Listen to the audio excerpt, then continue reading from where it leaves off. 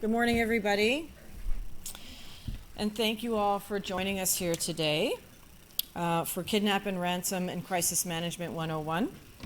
We have a very exciting speaker today, Mr. Mark Harris, and he's brought to us directly from the UK by the generosity of our supporting underwriters at Lloyd's, the Travelers Syndicate, and also their crisis management provider, Olive Group.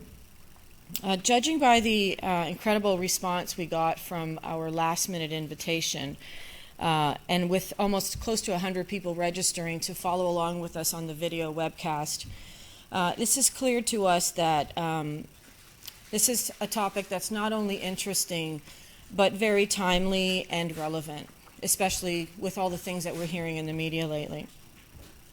This is also evidenced by the incredible increase in the call volume that we are receiving on this product lately. And to me, it indicates that it is on the mind of our advisors and on the minds of their clients. So I commend you all for taking some time out of your busy schedules to learn about this product. And because I believe the need for it is rapidly increasing. So I'll start the morning by giving you a technical presentation on the product so that you understand how it works and its features and benefits. And then I will be followed by Mark Harris, who will give you a very interesting presentation on crisis response and what really happens when the rubber hits the road. Now I realize I'm the appetizer today, so I'll try and keep my presentation short and sweet. And we'll get going. Oh, and if anyone, if you wouldn't mind putting your phones on vibrate or on turn them off. And we're going to hold the questions to the end, just so that we keep everybody on their game here and we don't run out of time. So here we go. The overview at the 30,000 foot level, I would like to introduce our company because some of you are not familiar with us. And then we're going to define kidnapping. What does that mean? And who's buying it and why, and Bill C-45 and duty of care. This might be a new concept to some of you. What events are covered? Who's covered? What do we reimburse? And I will introduce you to the Olive Group crisis response, and Mark will give you more detail on that benefit. How is this product underwritten? And we'll review a couple of key points that are really important. And then we're going to take a look at the cost. I'll give you some examples, and then a cost versus value comparison. So a little bit about us. Basically, we develop, distribute, and underwrite special risk life, disability, and personal accident. Also contingency insurance for the hard to insure. Our customers are licensed insurance brokers and advisors. We should be seen as a market. We never write directly with any end user. We have domestic partners, including ACE-INA, Old Republic, and Cooperators Life. And we're also a cover holder with Lloyd's of London in 7 underwriting disciplines. Our target risks have a bias to the upper market, mid to upper market. They're high complexity, usually high touch, high average premium cases, and corporate risks, and primarily executives with exceptional risk factors and high limit needs. As I mentioned before, we are a Lloyd's cover holder. We have 7 binding authorities in 6 product categories: high limit disability, GSI disability, personal accident, contingent contract protection, pilot loss of license, and also kidnap and ransom. And that's the one that we're going to focus on today. So how do we define kidnapping?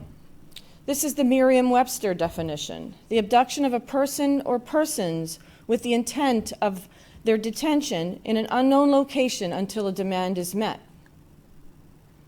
I offer you this alternate definition: kidnapping, the deliberate creation and marketing of human grief, anguish, and despair. This is an excerpt from the makeshift diary of Thomas Hargrove. He was a Texan who was kidnapped in Colombia, and this was on the 325th day of his captivity. So the incidence of kidnapping is understated generally. We know that the statistics are hugely inaccurate. People are worried about corrupt police forces, about laws that prohibit the payment of ransoms or negotiating with terrorists. And most incidences, up to 80%, remain unreported. Reported or unreported, it is estimated that kidnappings today represent about 10% of the global economy. And in 2014, the New York Times estimated that Al-Qaeda alone and its affiliates had made about $125 million US through kidnapping over the previous 5 years. I would suggest that that's probably escalated in the last several. So, this question was posed to me by an advisor in 2011 when we first launched this product. And I asked him, why do you ask me that? He says, well, I don't think anybody really buys that. I said, so why are you calling? He said, well, I have a client. They're in southwestern Ontario, and they manufacture plumbing supplies. And I thought, well, that doesn't sound very risky. They're in southwestern Ontario, and they're making plumbing supplies. Neither industry nor location is high risk. And the more I spoke to him, I realized that this company was sending some executives, 4 or 5, every month, every few weeks, into a place called Saltillo, Mexico. Mark will tell you more about Mexico later, but clearly the executives that were going were very nervous. They heard about the kidnapping risk, and they were very, very nervous. And so they were taking this interest in their safety and pushing that demand up into their advisor. And that's what we're seeing today. We're seeing advisors being drawn to the product because their clients are looking for it. They're listening to the news, and they're nervous because they travel places that maybe the advisor is not aware of. So within a week, I provided a security report for this location and a quote, and we had a policy in place. And so this fellow, he answered his own question. So who's buying this? The obvious answer to that is the large corporations, those with multinational operations, expatriates, or employees who are traveling to high-risk areas. They might be working in a commercially or politically sensitive industry, including natural resources, energy, and precious metals. They may have proprietary products. We've all heard about some of these product recalls or threats to contaminate products, or they might be involved in internet-based business where someone tries to extort them and threaten to instill a computer virus into their system.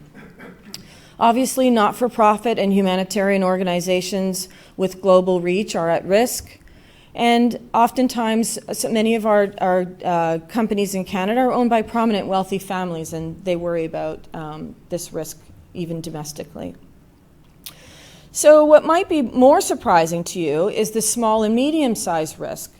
There are many Canadian companies, small as a few employees, who are seeking work overseas and obtaining it.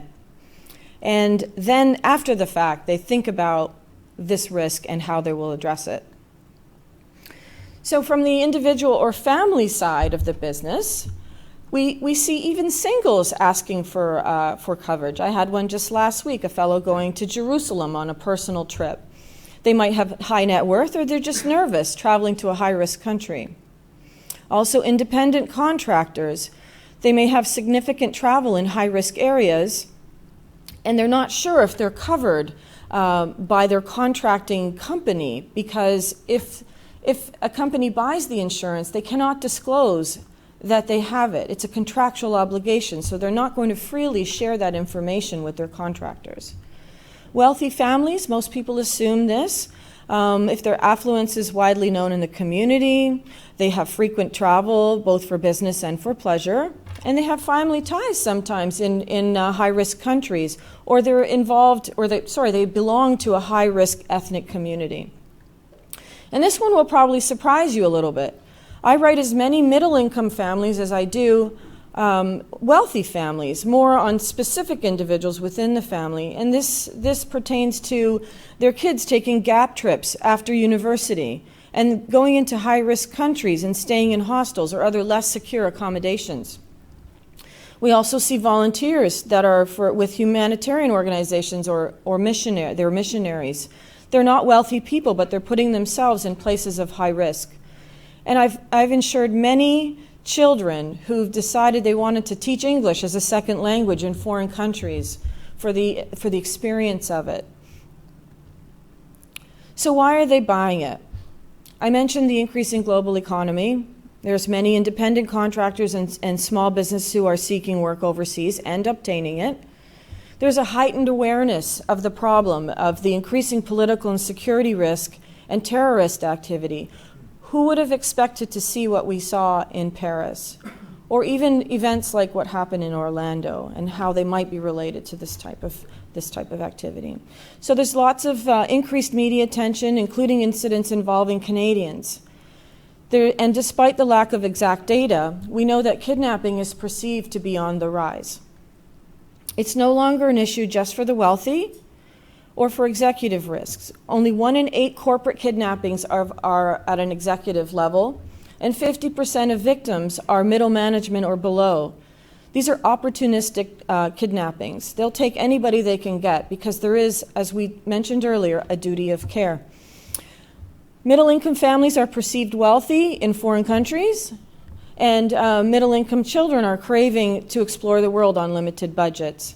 And finally, Bill C-45, which I'm going to speak to in a minute, it's new legislation commonly known as the West Ray Mine Bill, which imposes criminal liability on employers and other organizations who supervise work overseas or domestically and lack a duty of care.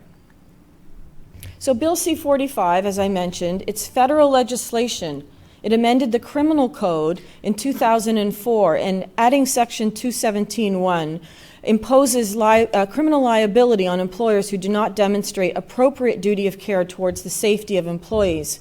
It was later amended to read as follows: everyone who undertakes or has the authority to direct another person's work, or the work that another person does or performs a task, is under a legal duty to take reasonable steps to prevent bodily injury or harm to that person and or other person arising from that work or task.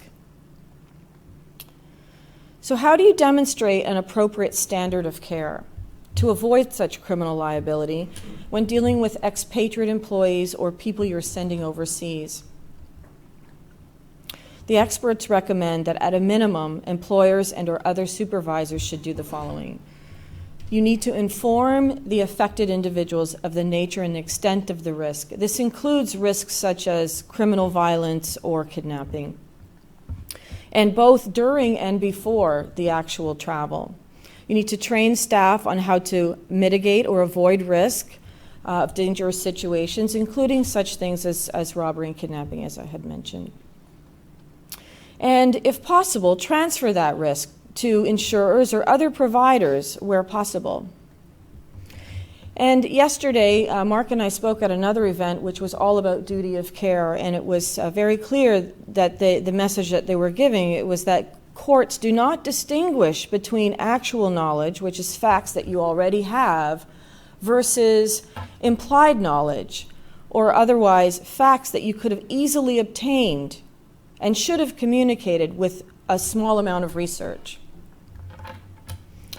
So, how are your clients dealing with the kidnap risk, mitigation of risk, contingency planning, and risk transfer? Hopefully not like this. Do they assume that the government will step in? The official position of the Canadian government is that they will not negotiate with terrorists or pay ransoms. The reality of this is that they sometimes do, or so it is assumed that they are doing this behind the scenes, but they're not going to let us know about that. Please don't leave your clients in this ambiguity.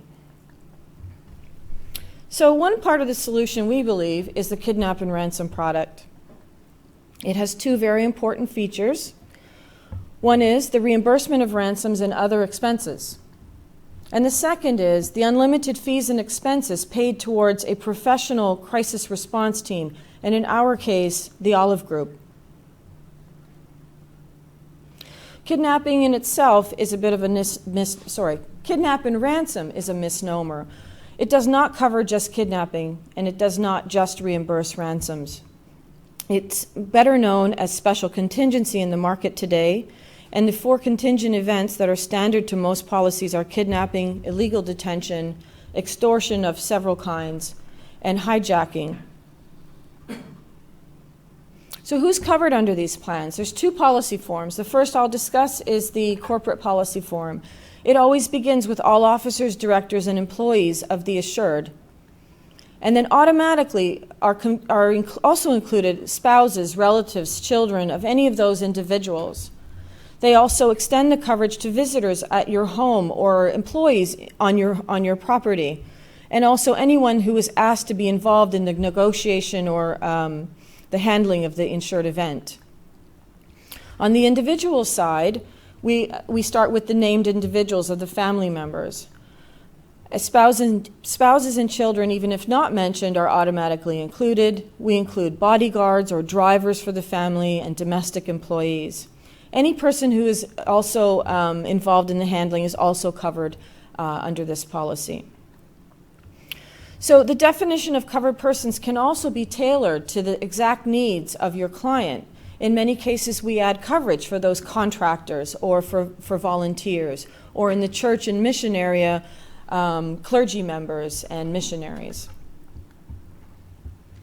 So as I mentioned before, the product does not reimburse just ransoms. You can see there's an extensive list here of expenses that are covered under the product, and they're related to the infrastructure required in order to handle appropriately this type of event. We also cover the salaries of the kidnapped victim, a replacement employee, or the salaries of anyone who is specifically designated to assist in the insured event. And post-incident benefits. We include a personal accident loss schedule, psychiatric, medical, and dental care, and cosmetic or plastic surgery, rest and rehabilitation not only for the victim, but also for their family members. Job retraining if required, and hopefully not funeral costs. We're going to focus on the Olive Group Response Consultant benefit.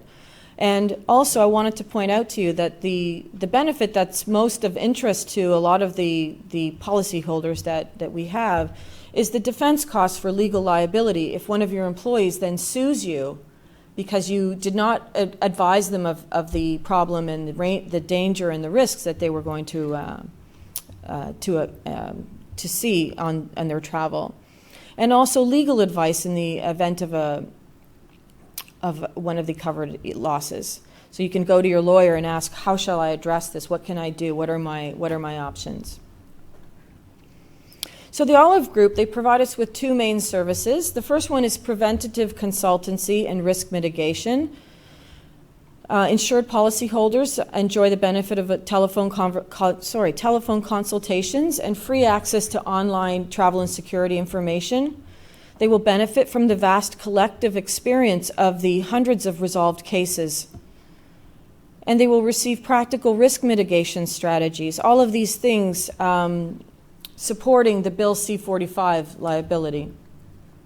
They will also receive pre-deployment training if they like. And 10% of annual premiums can be redirected towards other risk mitigation services. And finally, they provide us with expert crisis response, and this is what we're going to hear most about later today. They deploy to a verified incident site within 24 hours, and they provide immediate handholders until they arrive.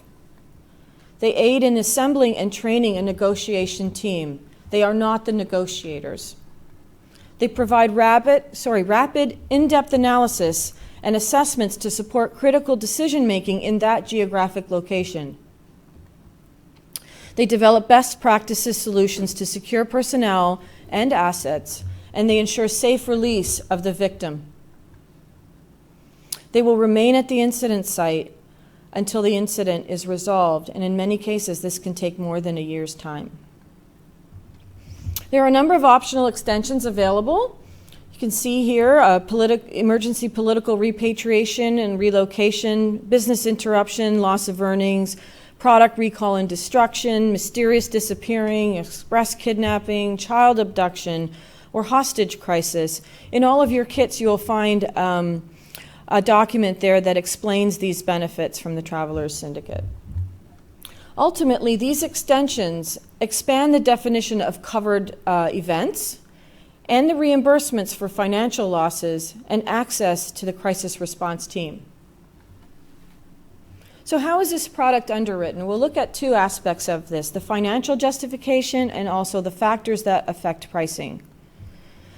Basically, you can't buy more than you're worth. So in a corporate environment, this would be corporate net assets, or in a personal environment, personal net worth. Because I'd like to remind you that it is a reimbursement policy, and you need to be able to come up with the ransom payment, and then you will be reimbursed by the insurer. So what affects pricing? Obviously, industry. Someone in the mining industry versus someone in the makeup business might not have the same risk. The more insured persons you have, the higher the premium. The location and operations, and any expatriate risk that might be involved, and where those specific places are, and how they map into the risk map, which Mark will show you later. The locations, durations, and frequency of trip travel, or short trip travel. Pre-travel and pre-deployment training. The more you educate your employees and can demonstrate that they are prepared for the risks at hand, your premium can be reduced. And the nature of your activities while traveling, and any security measures that you employ while traveling in foreign countries. This could mean having specialized drivers with armored vehicles, or that you are always with a security guard, that you're never allowed to be out at night in specific locations, or women are not allowed to travel alone in various countries. Also, operating revenues and net assets of the organization. The bigger organization that you are, the more at risk you are. And in respect of individual family policies, the prominence of the individual and also the prominence of the organization. And if there are any prior histories of threats or incidences, this can also significantly affect the pricing of the coverage. So I'm going to go over a couple of the key points so we don't lose track of these. Confidentiality, very, very, very important. It is a contractual obligation that the existence of the coverage cannot be made public. This is not a benefit that you announce at the employee benefits meeting. You don't put it in the handbook. You can speak about the fact that you have employed a crisis team, that you have a contingency plan in the event of one of these incidents is happening. You just never mention the word insurance. If the knowledge of the policy is made public, the underwriter can negate the coverage. So again, it covers more than just kidnapping. It also covers extortion, illegal detention, and hijacking, and there are other extensions available. Financial underwriting. Again, you cannot buy more than your net assets. However, we do have coverage as little as $250,000 and as much as $50 million. Again, a reimbursement policy, you must have the ability to raise ransom payment, and then you will be reimbursed by the insurer. Sophie, can you take questions then? Oh, would you mind if we do it at the end? Thank you. Crisis management. Again, the most important aspect of this coverage. The services of security consultants is the most important benefit, and in a moment I'll show you why. The insurer will pay directly to the crisis response team unlimited fees and expenses towards this service. Information and consulting for risk mitigation is available.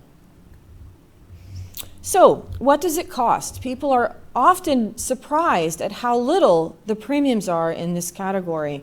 Annual premiums range anywhere from $1,000 to $15,000 for most individual or family plans or corporate plans, depending on the number of insured persons, the limit, the exposure, and up to limits from $1 million to $5 million. But what we find is, in most cases, they're more in the $2,000 to $4,000 range on the lower end of the spectrum. Additional extensions are often included for no additional cost, or a nominal fee of up to $200 per extension. Having said that, a large risk, someone with a corporation with a high risk locations of travel or prior threats and incidences may reach premiums from $50,000 or $100,000 and more. So I'm going to show you a couple of quick examples about premiums. I talked about middle-income families buying coverage. This was actually an insurance advisor whose daughter was going to teach in Malaysia, and as a matter of fact, ended up having to call Mark Harris because there was a situation with the school and the headmaster who was threatening the teachers as they were not happy with their environment. They wanted to break their contracts, and he threatened them. And if they did that, bad things would happen. And we had to invoke the crisis team. So in this case, it was a family who had net assets of $500,000. We gave them $500,000 of coverage. We included mysterious disappearance in case the daughter was not heard from for more than 48 hours. And the premium was our minimum premium of $1,000 with a $100 policy fee. In addition to this, we have high net worth families that purchased coverage from us. We had a prominent businessman, family of 5, his 2 children in Canada, and one away at school in the U.S. And they travel extensively, both for business and personal travel, U.S., Mexico, South Africa, and Europe. They requested a limit of $5 million. We included mysterious disappearance, and their premium was only $2,600 plus the policy fee. This was a recent case that we had, a businessman in a very high-risk ethnic community. And he was very, very nervous. And it took a bit of research on my part to discover what exactly was on his mind. But there are areas in Canada, and I don't want to disclose where this one was, where there is significant risk to specific ethnic community members. And he was in the transportation industry, and he felt uncomfortable. And so we provided him with coverage of $10 million, and his premium was on the higher end based on this information I've shared with you, and his was $13,500 for $10 million of coverage. We see a lot of church and mission groups. This particular one had some missionaries in Africa, 2 families. We provided them with a very customized definition of insured persons, including those missionaries and church members and volunteers, but only while traveling on behalf of the policyholder at their expense and at their direction. So they had an operating budget of $1.3 million, and we offered them $1 million of coverage. We included a number of extensions here: child abduction, hostage crisis, mysterious disappearance, express kidnapping, and threat endorsement, and all that for $3,600. This is the largest case that I've seen thus far. This is an international media company with worldwide operations and more than 10,000 employees. They cover stories which are highly politically charged. They often embed themselves with rebel groups, and they travel into sanctioned countries. Their coverage was extended to what we call, to local national contractors that they require on the ground to make their work possible. And they had several prior incidences of kidnapping and illegal detention. Now, they requested their net assets were more than $2 billion, but they only requested a $5 million limit because their premium is quite high, as you can see, at $190,000. So we talked a little bit about the cost of the insurance, and I'd like to contrast that to the value of this insurance. And what is the real value of insured crisis response? Evidence suggests that where a professional crisis team is involved, the hostage is released safely in 90% of the cases. And in speaking with Mark Harris, he believes that this number is slightly understated. So with this last slide in mind, I will be passing the mic over to Mark, but first I'd like to give him a brief introduction. Oops. As the President of Crisis Response, Vice President Crisis Response, Mark Harris is responsible for Olive Group's crisis response services in their entirety. Olive Group, together with its parent company, Constellus Group, form the world's largest dedicated risk management company with over 10,000 employees operating in more than 30 countries. The Crisis Response Service consultant team provides crisis management preparedness and also to ensure that clients are ready to face situations of a challenging nature anywhere in the world, in addition to crisis response for live insured events. Mark Harris left the British Army in 1994, and having attended the advanced management course at the Manchester Business School, he went on to the London School of Public Relations to prepare for a career in the commercial world, specializing in crisis management and crisis communications. While serving with the British Army on loan to the United Nations, Mark and his team of military observers were taken hostage by the Khmer Rouge and threatened with execution. He later received the Nobel Peace Prize alongside his colleagues for his work with the UN. Since 1994, Mark has worked at the forefront of crisis management and crisis communications internationally. Mark has held senior positions with the leading consultancies, including Control Risk Group and Burson Marsteller. Since leaving the British Army, Mark has worked on over 130 kidnappings worldwide and 19 cases of vessel hijacking, primarily by Somali pirates. In addition, Mark has also advised clients in hostage-taking situations and sieges, such as the Japanese embassy siege in Lima, the Swiss hotel siege in Istanbul and Mumbai in 2008. He has worked extensively around the globe. Over the last 5 years, he has deployed to many countries, including Bulgaria, Kazakhstan, Nigeria, and the Ukraine. And most recently, projects have taken him to India, Mexico, Thailand, and Turkey. We thank the Traveler Syndicate Management and their crisis response provider, Olive Group, for their generosity in bringing us Mr. Mark Harris.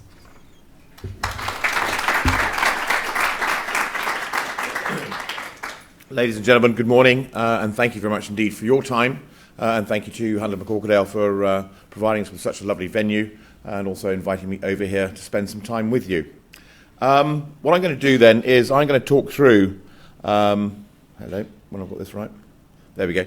I've been introduced. I'm going to talk a little bit about Olive Group and Constellus, our parent company. I'm going to talk about the crisis response services that we have, the threat, crisis management planning, the challenges to companies when they're responding around the world, then look at some Olive Group case studies, and then we can get into some discussion and questions at the end of that session.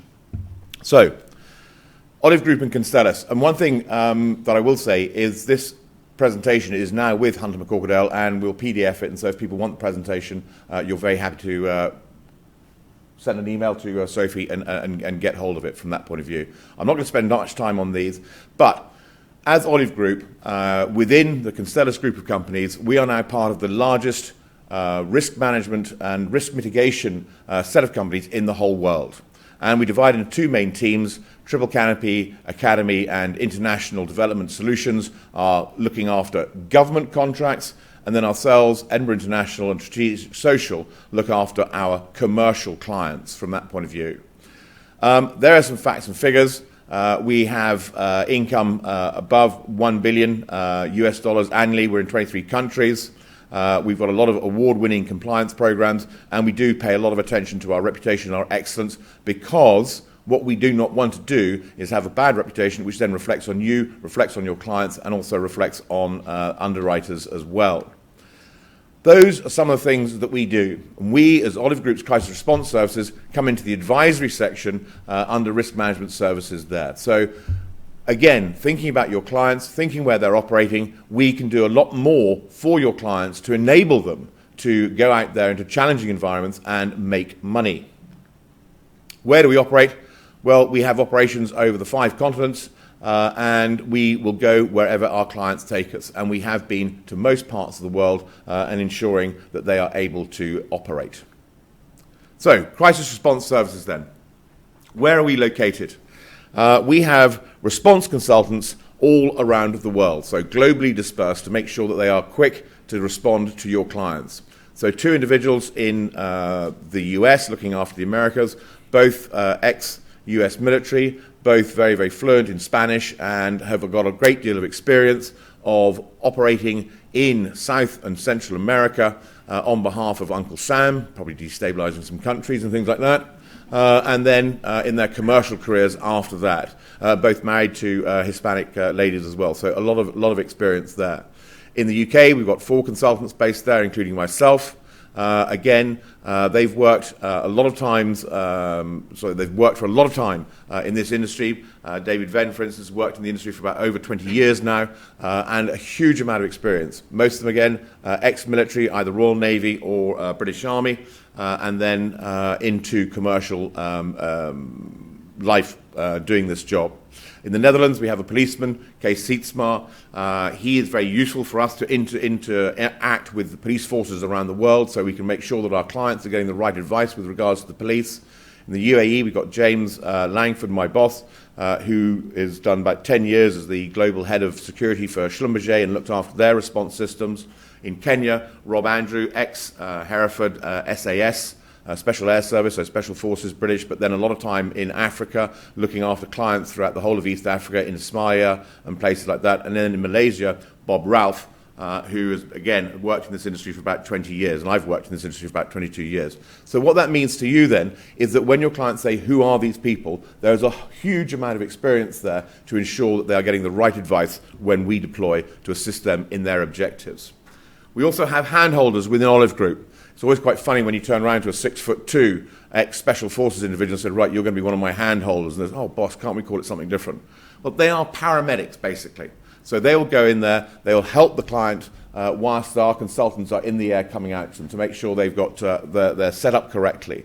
And you'll see where they're based: Algeria, Nigeria, in Dubai, Kenya, Afghanistan, Iraq. And I've also got 2 Japanese speakers who are trained as handholders to ensure that we don't have any cultural issues or linguistic issues with our Japanese clients. And then through partners, people that I've worked with over the last 22 years, we've got further geographical coverage into Libya, Brazil, Colombia, and Mexico from the hand-holding point of view. So what does that mean again for you and for your clients? That means that at 11:30 on a Friday night, as Murphy Law dictates, or 2:30 on a Sunday morning, when I get that call, I am confident that we have someone close by who's going to be able to get to your client quickly and get them on the right track to solve their problem. Am I speaking too fast? Or is it okay? Good.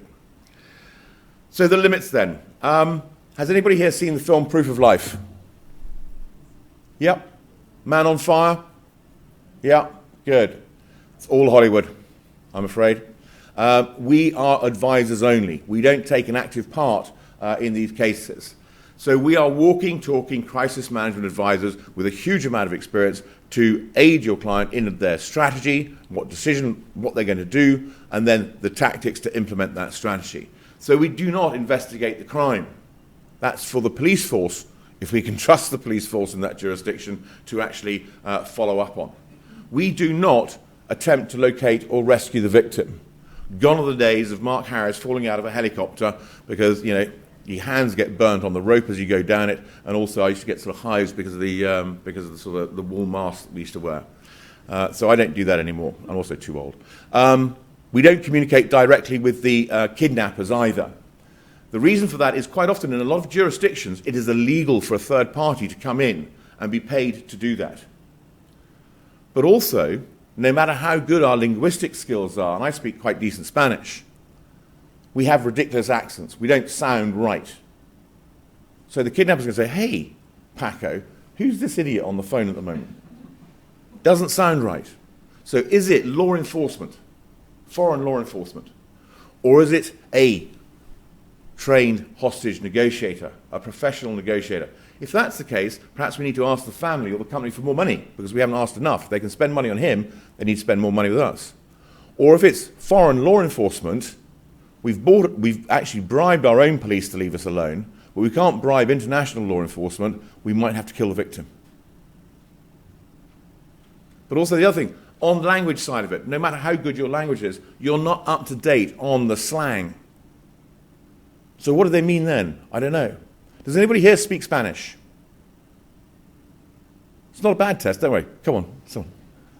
Okay, but then there's a phrase, ya se acabó. And translated, that means it's over. And we heard this from a kidnapper. So the consultant and 3 Mexicans, ya se acabó, what's it mean? It means it's over. Yeah, but how is it over? Have we got an agreement? Are they going to go and speak to someone else to get some money? It's over between us on this negotiation. Or is it over the victim? Has the victim been killed? So we had to look at it, analyze the conversation, and then produce some scripts for the client's communicator to start the next call if we were called. And we were called. Okay, that's looking good. And he said, oye, hermano, tenemos un acuerdo. Hey, brother, have we got an agreement? And the kidnapper, por supuesto, of course. Whew. Okay. So it was a nice Yasser Cabo rather than a bad Yasser Cabo. So as I say, you need to be up to speed on those type of things. And lastly, with technology and video phones. So I said, right, turn on your video, I want to see you. And they show it to the victim. Hey, do you recognize this face? No, never seen it before in my life. Oh yeah, that's my uncle. Okay. So it gives credibility to it. We're not part of the delivery team. We don't wander around the jungle with $5 million in suitcases. We'll find someone else to do it and then train them and rehearse them and send them off. And we do not compete with host nation governments or their agencies. Again, it's pointless us going somewhere and being arrested by some jealous agency and then locked up in jail. Bad for reputation, bad for your client because we can't advise them anymore, and it really doesn't look very good. So that's why we don't do it. We make sure that our clients liaise with the authorities. So with our clients then, we look for them to have a crisis management team or a committee. We look to them to understand that they are the decision maker, it's not us. And there is this perception out there, and I think you must be very aware of it, that because of films like Proof of Life and Man on Fire and other ridiculous television programs coming out of the UK, such as Kidnap for Ransom, that's a good title for a television program. There's a guy called Trevor Eve who, in one scene, was wandering around his drawing room at home with a cut glass tumbler of whiskey in a dressing gown, talking to kidnappers in South Africa. And some of my friends, wow, Mark, is that really like that? I said, well, sometimes I don't wear a dressing gown. Anyway, so I get rid of that thought now. Good. But to go back to it then, these clients think that we come in, take the case, take the situation off them, run it for 2 weeks, come back and say, right, there's your victim, back home safe and sound, we're out of here now. They have to be the decision makers because it is their person, it's their duty of care, and they've got to be seen to be demonstrating that they are carrying out that duty of care. They'll need, obviously, to appoint a communicator. They shouldn't expect us to advise them in any illegal activity either. If we think that they're doing something bad or illegal, not bad, then we will use to use a soccer analogy, we'll use the yellow card. So look, we don't like what you're doing, cease and desist. If they continue, we'll produce the red card and we will withdraw from the case. And we'll tell you, the broker, why we've done it, and we'll also tell the underwriters why we've done it, because we've got to protect your position as well with regards to that. Now, that is not to say, though, if the client turns around and says, okay, we hear what you say about the strategy and the tactics for this. My friend John here has got an idea. Can we listen to John, see what he has to say? Yes. Now, if we don't think, or if we assess John's plan and think, is this going to jeopardize the life of the victim? No. Could it possibly help? Yes. Well, we'll stay. We won't throw our toys out of the pram and walk away. Right, we're off to the hotel. Tell us when it's finished, we'll come back and see what we can do. We will work with the client on that plan. And then invariably, we'll pick up the pieces and say, okay, good idea. Let's get back on track and we'll continue. Strict confidentially about the situation and obviously our involvement, and clients liaising appropriately with the authorities. So, what is bad? What is out there? Now, this is slightly historical. It goes back to 2012. But it's very important that people understand this. Here is Ayman al-Zawahiri, then leader of Al-Qaeda.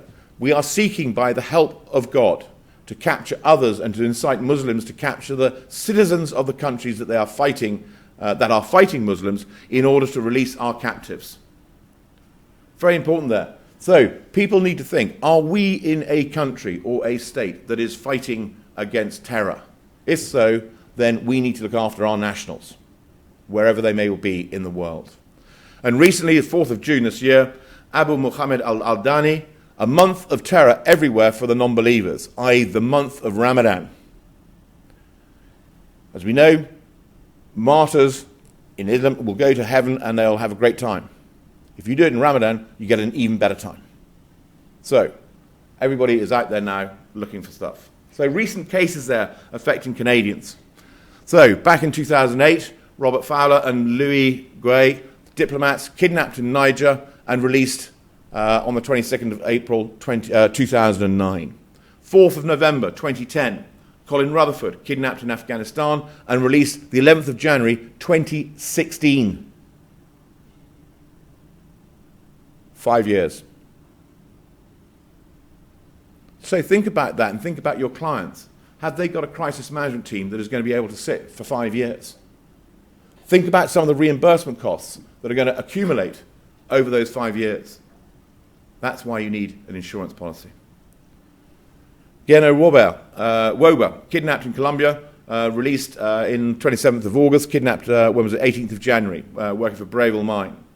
Ryan Piercy in Costa Rica, kidnapped on the 20th of January and released on the 22nd of February. What was interesting there and how trends are developing is actually there the ransom was Bitcoin, the internet transaction. So things are becoming slightly difficult. How are we going to trace that? How's law enforcement going to trace where that's going? So difficulties start to come in there. And then sadly, tragically, the deaths of John Risdale and Robert Hall in the Philippines, murdered through beheading. So it is out there, and people need to be aware. So, bit of interaction here. Where do your clients have operations? Any ideas? Yeah, there are clients who have operations in Colombia. Okay, so Colombia. I have clients who send their lawyers to the Middle East. Middle East, okay. Anybody else want to volunteer any countries? Russia. Russia? South Africa. South Africa? Mexico? China. China. Okay, we're going to play high-risk bingo now. All right, I'm going to show you our high-risk map. Those countries in deep red are high risk. Those are ones that we're monitoring because they're just below that level. Now, is anybody going to get up to 10 countries? Starting in the Americas there, Mexico, Guatemala, Honduras, El Salvador, Haiti, Venezuela, Colombia, Brazil, Paraguay, Argentina. Africa, Mali, Libya, Nigeria, Sudan, South Sudan, Democratic Republic of Congo, Mozambique, Madagascar, Kenya, Somalia. Middle East, Yemen, Iraq, Syria, Lebanon, Turkey.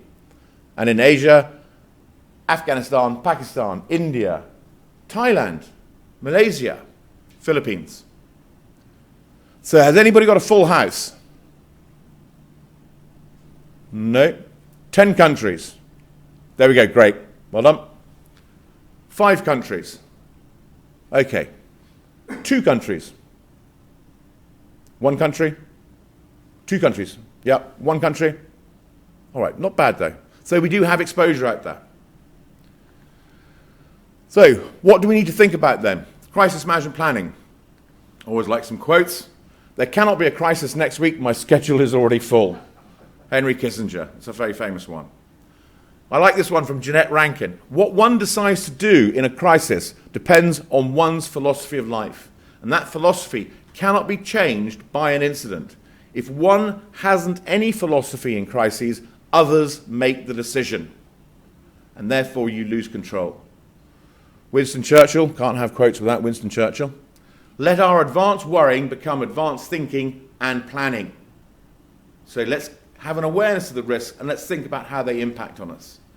And then there's always that classic throw one, no plan survives contact with the enemy. That's actually incorrect. What was actually said was no plan of operations extends with certainty beyond the first encounter with the enemy's main strength. And that was a nice chap called Helmut von Moltke the Elder, a Prussian general. So what we mean there is not, no plan survives contact with the enemy, but actually we've got to have a plan to get us to that contact and to get us through that contact, and then we need to start thinking again. So our plans then, they need to be 24/7, 365. Sorry, we're closed for the weekend. If you have an emergency, call on Monday. We can't have that. We need to have designated alternates. Well, Mark's in charge of the crisis management. Where is he? Oh, yeah, he's on sick leave. Well, okay, who else is in charge? The plan needs to take into consideration and reflect the philosophy, ethos, and culture of the company. And the plan needs to be based on pertinent scenarios, based on risks arising from our risk assessment and that cannot be mitigated or ruled out. Is that making sense? So we don't necessarily want to have a plan for UFOs landing on our building. It's probably not going to happen. But these days, a plane crashing into our building, well, we might need to think about it. Plan needs to be dynamic and looking into the future, and it cannot be shelfware. It can't be tick, done it, there we go, put it on the shelf. It needs to be simple. It needs to be communicated, and the categories of incidents need to be communicated. We need a notification system, contact communication details, external agencies, and the roles and responsibilities. And then training, rehearsals, and tests and exercises will do the rest. Inculcate that culture into your crisis management teams. Because they must not be caught like a rabbit in the headlights at 11:30 on a Friday night. Yes, they can have that moment of, oh, shoot. But then they need to swing into action. Because if you don't swing into action, someone else will on your behalf, and you lose control of the situation. The challenges then: government's policy, war on terror, legislation, law enforcement agencies. What are they going to allow us to do? What can we do? What can we expect from them? Has our government actually got us into danger by what it's doing?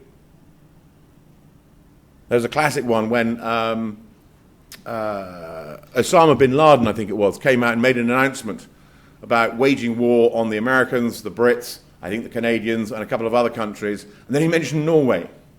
The Norwegians went, whoa, hold on. Why does he mention us? We've not done anything yet. But fortunately for the Norwegians, the Danish foreign minister then stood up on the midday news and said, no, he doesn't mean the Norwegians, he means the Danes because of what we've been doing. Well, thanks, foreign minister, you've just put us in the firing line. International businesses then, consortiums, joint ventures, multinational employees. All of us in this room have varying thresholds of risk. What are you prepared to do? Let's introduce some other nationalities. They'll have different thresholds of risk. Their governments will have different thresholds of risks. Things are looking a little bit dangerous. There'll be governments say, get out of Dodge now. Other governments will say, no, stay there, rest a while. So we need to factor that into our businesses. The consortium, we're a Canadian company, we've got a French company, and we've got a Japanese company. Which one of those is going to crack first? Don't wait until 11:30 on the Friday night for that to happen. Exercise it with them. Understand what they are going to do and understand where their limits might be. The duty of care, we've talked about Bill C-45. Your legal and your moral. Think about what I describe as the breakfast test. When you sit down with your family on Saturday morning and having breakfast with them, can you look your children in your eyes and say, yes, we as a company have done everything that we reasonably can be expected to have done for those people going to that part of the world? Or are you embarrassed? The mainstream media, it's all out there. Everything's in the public domain now. There's international, national, 24-hour streaming news. The good old days, well, let's wait until the 6 o'clock news and then we'll do a press release then. We can't do that now. It's out there. Citizens with their cameras, getting it out and up onto the stations. And we've got to think about social media, both pre-incident and post-incident. Because if I can look at your company through social media and identify individuals who are perhaps vulnerable targets, then the kidnappers can too. So what are you saying out there? Instagram, pictures uploaded, with all the data on those pictures. Yes, that picture was taken at that location at that time, and that picture was taken then. So that person is regularly using that route. Cats. Anybody tell me why cats are quite a good indicator in a picture? Cats are very territorial. So if you see a picture of family members with cats, they're probably in their house. Dogs will go anywhere. Dogs are like that. Cats won't. Recommendations then. Information and awareness. Eyes wide open. People need to know where they're going. They need to know what's happening out there. You've got open source. You've got the internet, as I said. You've got your government. What is the Department of Foreign Affairs and International Trade saying about this place? What is the US saying about it? What's the British saying about it? What is out there? TripAdvisor, security, Guatemala. So there'll be some comments there from someone saying, I didn't like it, I got it in my pocket, my pocket was picked or whatever. The analysis and assessment then. So bring that information in. What does it mean? Does it affect our operations? Does it affect what we're doing? And if so, we then need to review against current policies and procedures and say, is change required? And then enhancement of security measures. Do we need to do something about this? Training and exercises. Is the crisis management system fit for purpose? So again, if there is a near miss in a country where you're operating, take that near miss in and say, right, okay guys, against this set of circumstances, how do we stand up? Are we still good to go, or do we need to change something? So let's think about what people need to start thinking about. And this is where it gets quite fun, or at least I think so. So you've got an incident. You need notification. It's got to be 24/7. It's got to be into a safe pair of hands, someone who knows what they're going to be doing. Open the log, the diary, start taking notes. What's happened? Who's made the decisions? The witnesses, did anybody see this? If they've seen it, can we verify what has happened? And then continued fact-finding. Who are the perpetrators? Who's behind it? Are they political kidnappers? Are they the criminally motivated with financial demands? Set up the incident management team, identification of a communicator for that first call, and then prepare for that first contact. So all quite simple, really, yeah? Yeah. So what's head office doing? And this is President Barack Obama having heard something else from Donald Trump. Convene the crisis management team. Get them together. Notify the decision-making authority, your head, your CEO or the chairman of the company. Notify the crisis management consultants. Please, please, please, do encourage your clients that when they think something is wrong, tell them to call us, please. Because we can start advising right from the get-go, even if it's nothing. I much prefer that we have spent time with the client, helping them sort out why they're not feeling happy about something, rather than losing 12, 24, 72 hours and, I don't know whether we should call them or not. Don't worry about calling us. Our fees are paid for by the underwriter. We are costless to your clients. Support to the incident management team. Do we need to send someone down to where the incident's taking place? Follow the crisis management plan. A number of times I've been in there, what's it say on the crisis management plan? We haven't got it out. Sorry. Yeah, let's get that out. Confirm the support teams in place. Is human resources up and running? Have we got public relations? Have we got finance, legal? And then notification of the authorities as applicable. And then what are we doing? Well, we're probably sat in the departure lounge having a gin and tonic. Confirmation of events to date. Make sure we're up to speed. Immediate advice, the deployment of the consultants, training a communicator, and then looking at the provision of local intelligence, monitoring both mainstream and social media, profiling the company and the family, again, looking at social media. What is it saying about these people? What's the internet saying? All of those things. How does that company appear in that part of the world? Development of the strategy and then the tactics, and mapping the participants. And here we go. All of these people, we need to start thinking about how they're going to interact and how we're going to liaise with them and look after them. Victim, the immediate family, the extended family. Okay, so we've got the family here in Ontario, here in Toronto. Extended family. There's an uncle in Alberta who is a politician and he wants to do a press conference. Do we want that press conference to go ahead? No, because we don't want media at the moment. We might do in time. So we need to reach out to that guy and say, listen, great idea, but can you keep quiet at the moment? The crisis management teams, are they set up and running? Communicators, the kidnappers. Who's the kidnapper's negotiator? Is he on drugs? Is he drunk? Or is he okay? Is he politically motivated? Is he nasty? Is he good? Does he understand what he's doing? Local law enforcement, can we trust them? When I was running an office control risk in Mexico, I think it was between 65 to 70% of the kidnaps in Mexico City were actually conducted by the police. So call up the police. Hello, my husband's been kidnapped. We know. Incident nation government. What are they going to do? Are they going to stand by? Are they going to support? Or are they going to do their own thing? What's the incident nation, local and national media going to say about this? Are we going to be able to control them or influence them? What's the home nation government going to do? And what's the victims nation government going to do? What's the incident nation... let's repeat there. Social media. And also joint venture partners, business partners, contractors. How are we liaising with them? So, are we happy with that then? Are we happy with the workload that is going to be coming onto that crisis management team to liaise with those participants? It's a lot of work. And think again, can it be 2 weeks, 3 months, 6 months, a year, 2 years? So, very quickly, some case studies then. This was a European-based maritime company. They're operating merchant vessels on behalf of owners. And they had a vessel which was going through the Gulf of Guinea, having been in the port of Lagos.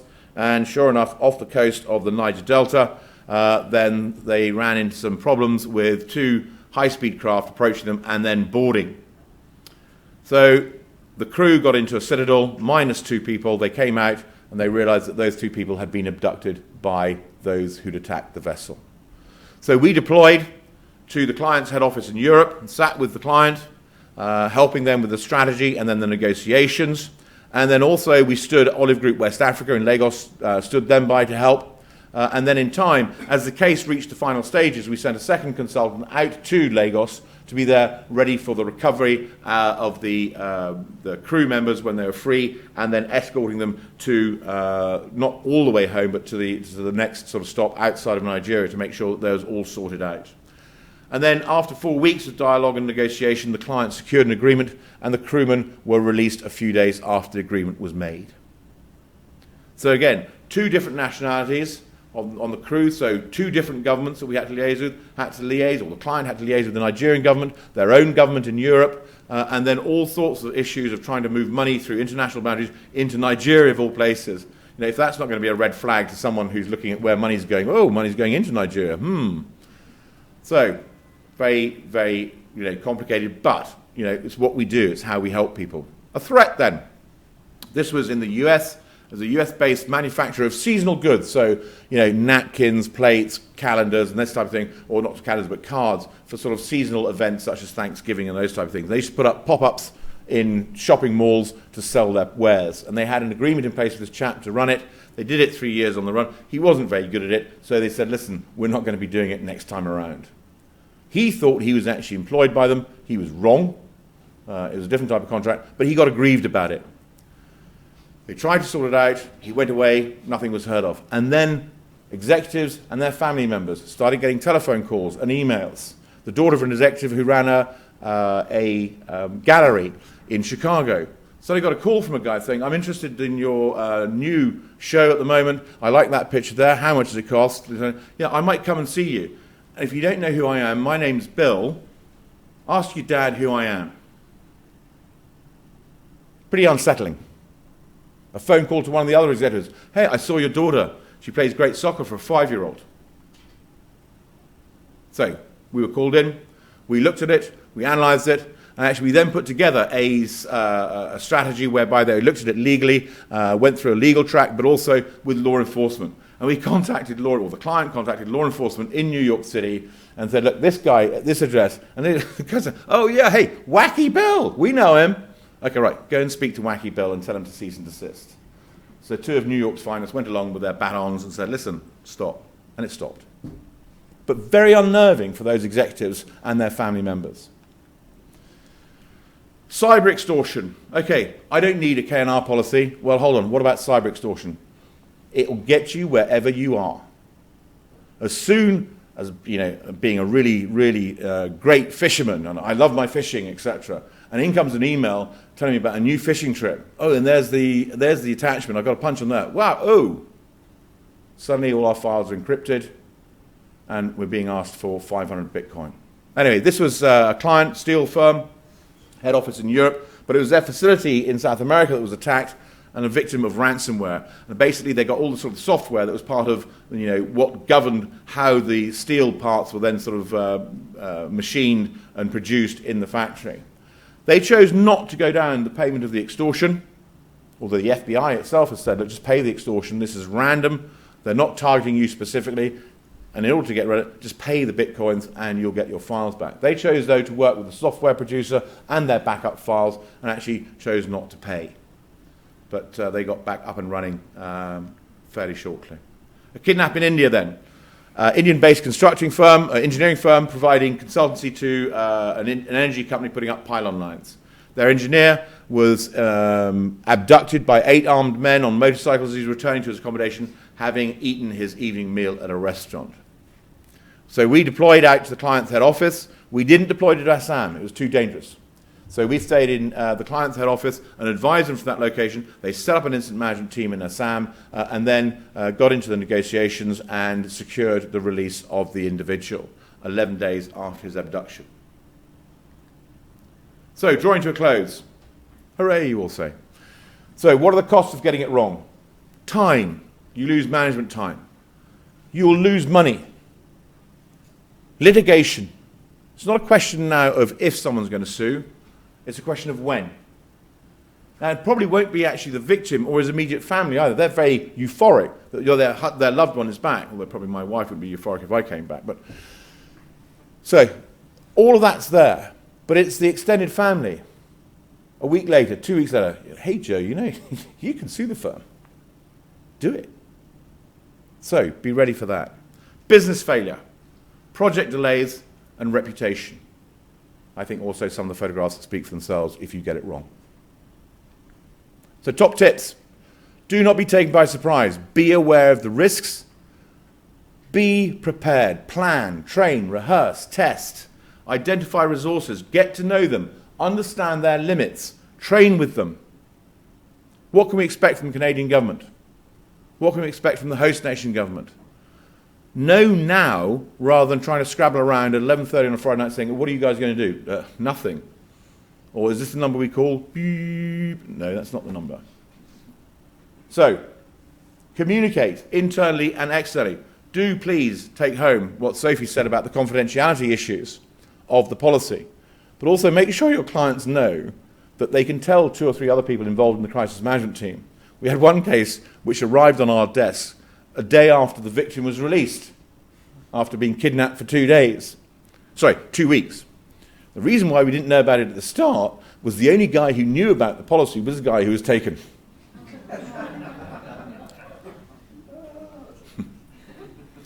So we came a little bit late. But anyway, it all worked out. Thank you very much indeed for your attention.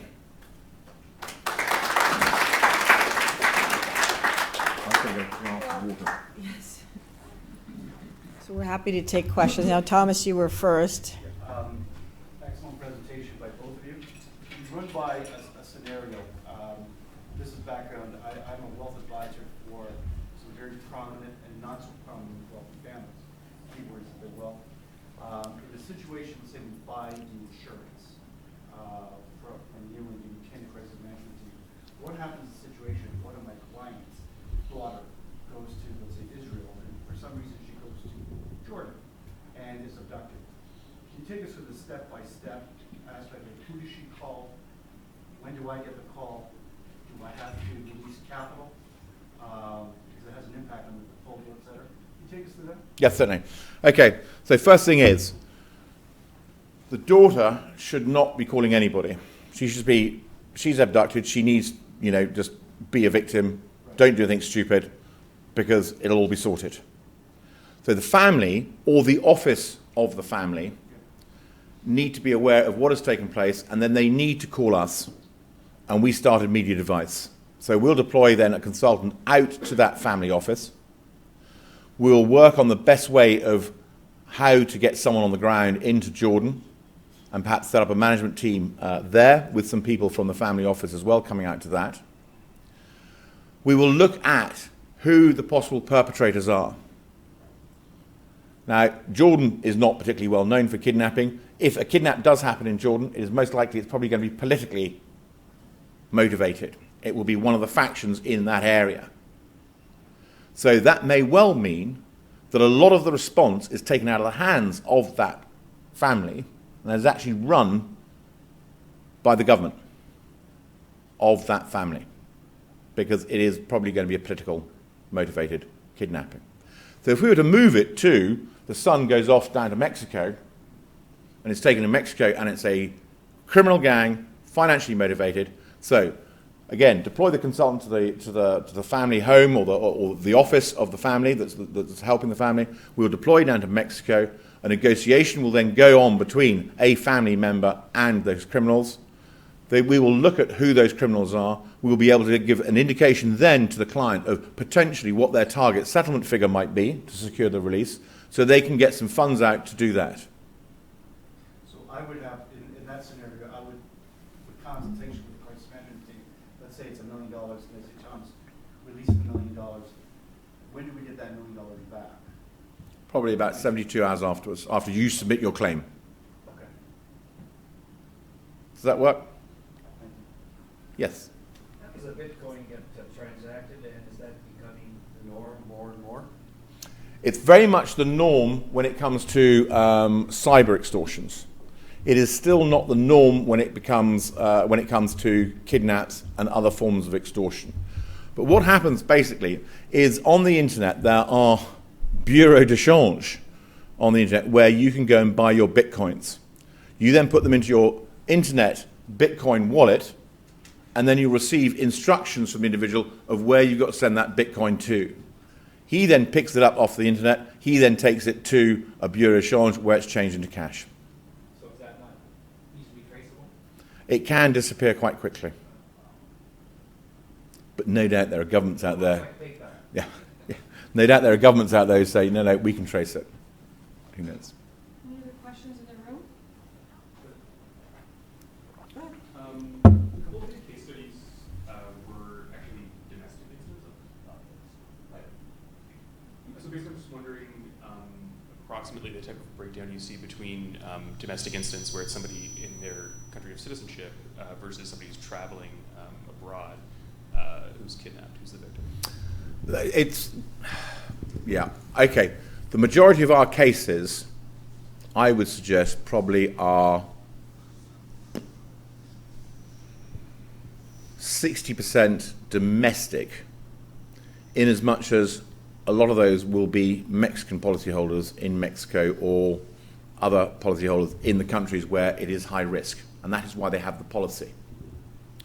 But I think from the point of view of those case studies, the reason why I was using some of those is it goes back to this idea of why do you need the policy? And there may well be ABC group here in Toronto who look at you and say, I don't need KNR because I don't go to any of those countries that nice guy from London, England, not London, Ontario, put up on the presentation there. But no, you don't. But what about cyber extortion? What about that threat of a disgruntled employee or ex-employee coming back at you? How do you actually get resources to help? Because quite often the police will say, well, he hasn't committed a crime yet, so we can't help you. But you've got a policy that actually does it. So it's difficult to say from that point of view, domestic versus international, I'm afraid. So I've not answered your question. My apologies for that. But hopefully my explanation tells you why I can't answer it. Oh, sorry, hold on.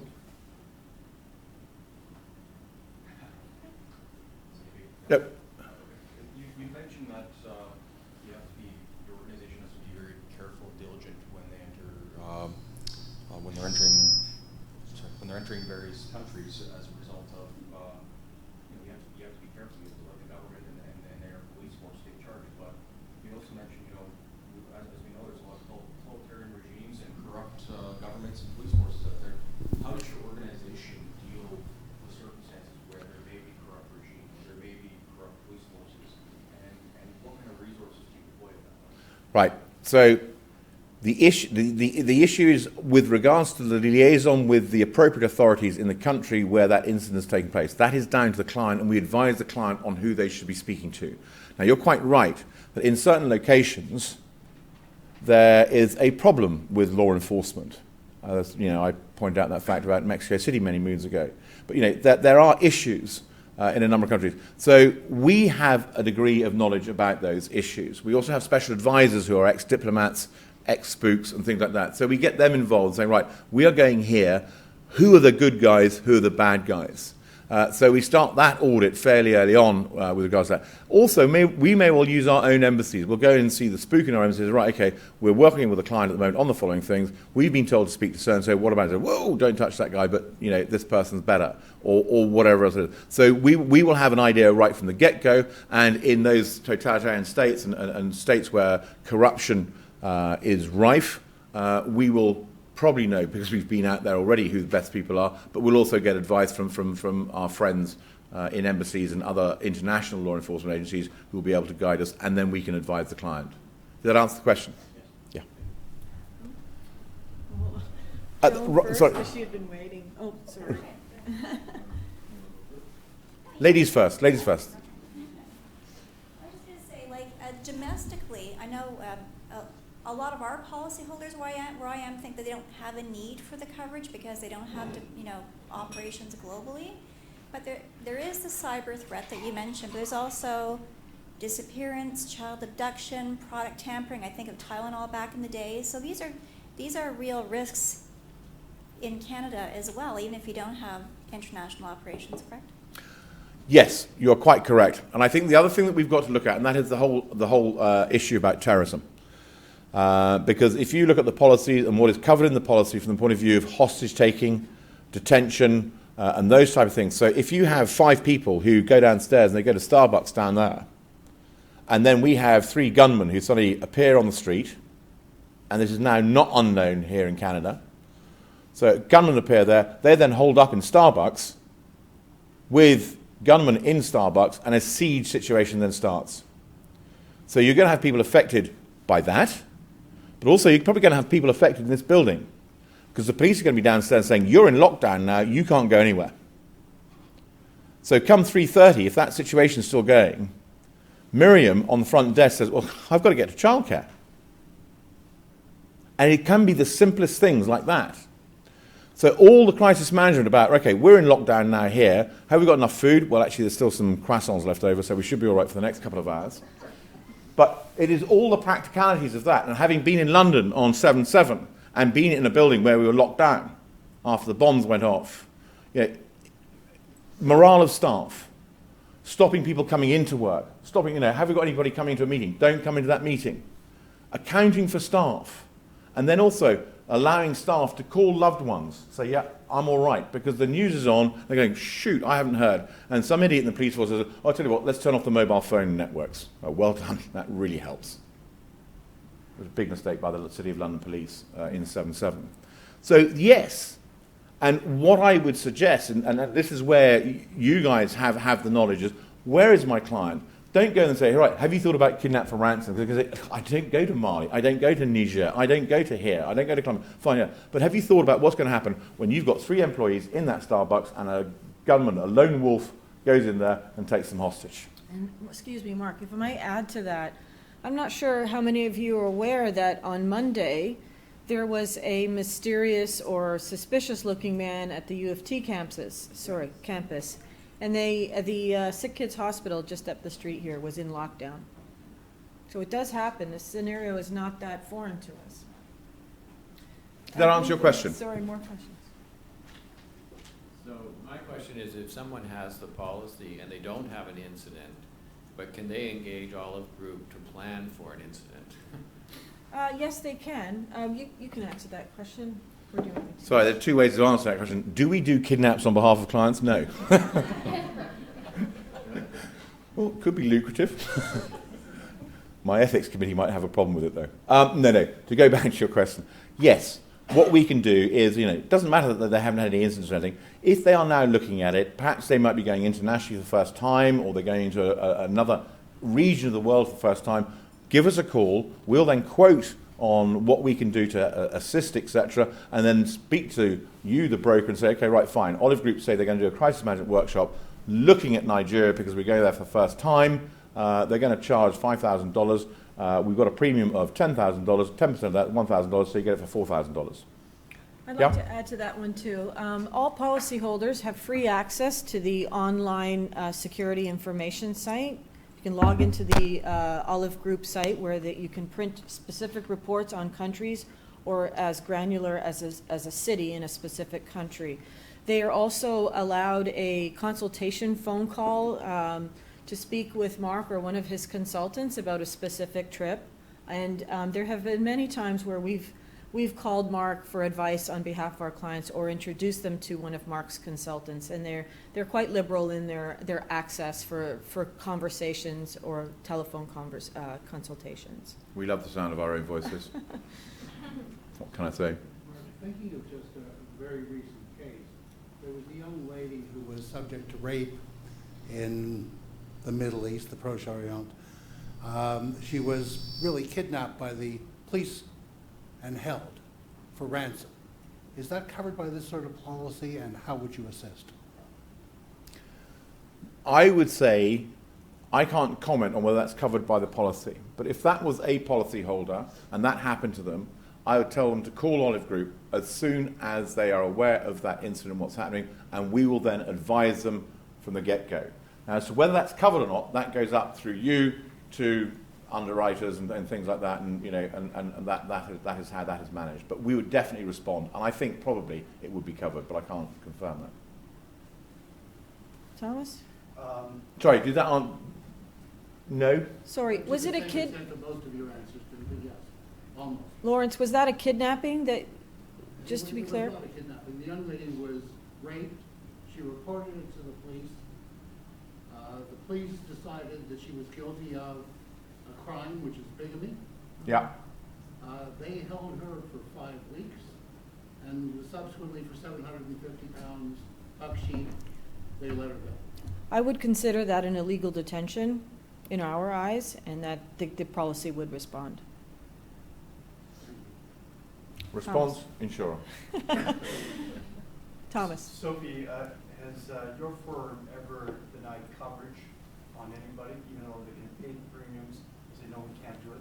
No. As a matter of fact, my experience is, I mentioned that the young girl who was teaching in Malaysia, my experience is that not necessarily for ransom reimbursements, we've never refused a ransom reimbursement, but on cases where it was unclear, as Lawrence's case, where is this a covered event? Sorry. The girl, to give you more details on this specific situation, she found herself exiting the shower in a towel and finding the headmaster in her apartment because they had keys to the apartment of all the teachers. And he didn't explicitly threaten her, but he was showing her that he had access to her home, and that he said, things wouldn't be good between us if you and your friends decided to break your contracts. Clearly that girl felt threatened. And we had actually Mark call her. We set up a conversation between the two of them, and he advised her to leave the country. And maybe, Mark, you can give some of the details of how that played out. Now, that was not a covered incident. She didn't have threat endorsement, but there was no explicit threat. But Mark was more than happy to give that girl and their family some advice on what to do. And maybe you want to give them a little bit. Yeah, no, I mean, essentially, it was a very, very difficult situation for that young woman, as I'm sure you'll understand. And she had tickets in place. I mean, her concern was that if she did leave, what the issues would be with the Malaysian government and the Malaysian ministries from the point of view of her visa and all those type of things. Quite right that she was thinking about it, but the first thing actually in this is all of that is manageable. You get a decent lawyer, you can square these things away, and it's perfectly well understood. And she went along with the police, with some other people, and then made a statement there. The police were actually quite appalled by the behaviour, so it's now on record this has happened. And she had a ticket in hand, and we said, look, just get out of there, and then regroup once you're home, having got the contact details of lawyers in country, and also she lodged it with the embassy. So everything was done correctly from her point of view against that implied threat and very, not a nice atmosphere whatsoever. And she left, and then I think subsequently, I think she did go back, I think. Yes, she did. Yeah. Yes, To a new job. Did they ever fail to respond or ever refuse to issue a policy on something? Failed to issue a policy on So something. is Oh, there I'm a sorry. risk that Thank you. There are certain areas in the world that, and scenarios that are not necessarily insurable, or that because of the circumstances they're difficult to underwrite. And we do have one of our advisors that's following on our webcast had inquired about Iran, and he's also asking Mark about the situation in Iran. And let me just check his question here. It seems that you don't have any operations in Iran. Is that because the government of Iran doesn't allow you to have operations, or that there are no threats in Iran? And clearly there are threats. And what happened here is that we have a lot of new immigrants into Canada from Iran. And it's difficult to underwrite those risks and why they have left the country and get some verified information about their background. And there are many of them that try to return to the country, and there's a significant threat of illegal detention that These people are held for extended periods of time. So this is one of the rare circumstances where we're not currently offering coverage because it's very difficult to assess the individuals and also the circumstances around their return. We don't have any operations in Iran because we have not had any clients who require us to be operating in Iran due to the sanctions by a number of governments against Iran over the last sort of decade, if not more. So that's why we don't have any operations in Iran at this moment. What we have done, though, as things have started to relax, is we've looked and we've wargamed in head office Dubai how we would respond if we had a client who did go into Iran and something happened to them in Iran. And there are issues in Iran, as we know from the point of view of detentions of dual nationals. The Iranians don't particularly like the idea of a dual national, and every time they arrive, they get thrown in jail as a spy. Well, not everyone, but quite a few of them do. So that there are some people who have potentially would, if they had cover in place, would probably be we'd be responding under an illegal detention. So yes, we've wargamed it. We have ideas of how we're going to respond. The principal thing is getting an advisor along to the client's head office as soon as possible to start working with the crisis management team there, and then looking at the avenues that we can do. The other thing as well, abductions and potentially kidnap for ransom in the southeast of the country as you get closer to the borders with Afghanistan and with Pakistan. From the point of view, that is a very major drug route coming through, and so you get a lot of criminal entities down there, which is not particularly nice.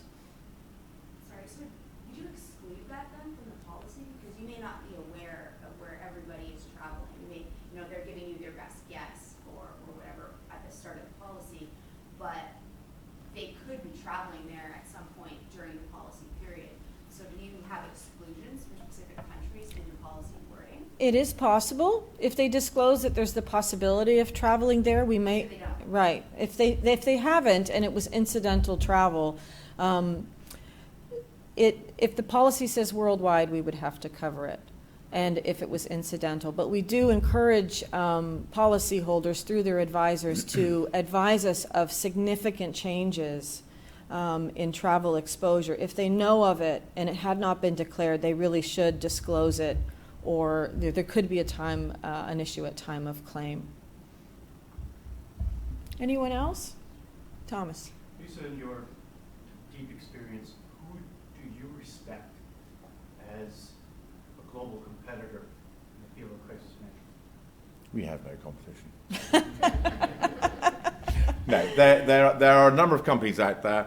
There is Control Risks, there is NY International, there's ourselves, Olive Group.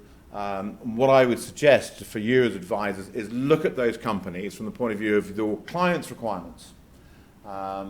Because some response companies are 3, 4, 5 people who are all excellent people at what they do, but they might not necessarily have the information team that we have in Dubai supplying information down to the consultants on the ground about what's happening. They might not have the ability to swing into action from a protective services point of view to secure that family with the right caliber of people who are licensed to do that type of service. So it is going from the 1, 2, 3-man band, yeah, very good at response, but do they do anything else? Through to others perhaps who do some response, they do some training, or people like ourselves as Olive Group who have a whole range of services that we can bring, not just from Olive Group, but from the wider Constellus Group, to bear to assist your client in their moment of need.